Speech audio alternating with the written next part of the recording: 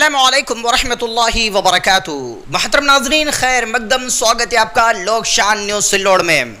जनता की ज़ुबान पर एक बात बहुत चर्चे में चल रही थी कि लाड़की बहन का तो मसला ख़त्म, लेकिन लाड़के भाई का क्या।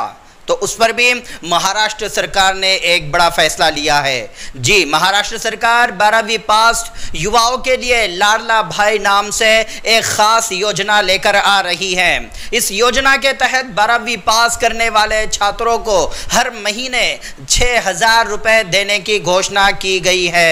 इस योजना के तहत डिप्लोमा करने वाले छात्रों को सरकार प्रति माह 8,000 रुपये देगी। वही ग्रेजुएशन पूरा कर चुके छात्रों को हर महीने 10,000 रुपए दिए जाएंगे। नाज़रीन, समाअत फरमाएं खुद मुख्यमंत्री एकनाथ राव शिंदे जी की जुबान। जिन साथियों ने अब तक के लोक शान न्यूज़ सिल्लोड़ को सब्सक्राइब नहीं किया है वो सब्सक्राइब कर ले, ताकि रोज की खबरें आप तक फौरन पहुंचती रहे।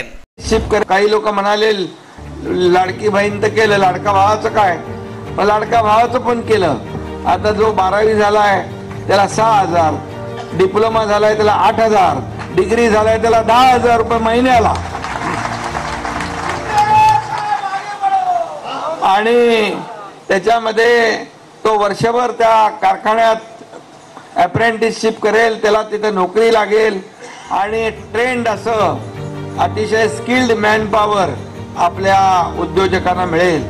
आणि म्हणून ते पैसे जे आहे हे सरकार भरणार आहे। अप्रेंटिसशिपचे इतिहासात पहिल्यांदा अशा प्रकारची योजना आपण सुरू केलेली आहे। लोक म्हणाले काय बेरोजगारी, मग त्याच्यावर उपाय आपण हा काढला की काय उद्योग जे आहेत, कारखाने आहेत, त्याच्यामध्ये अप्रेंटिसशिप तो करेल आणि त्याचं स्टायपंड जे आहे ते सरकार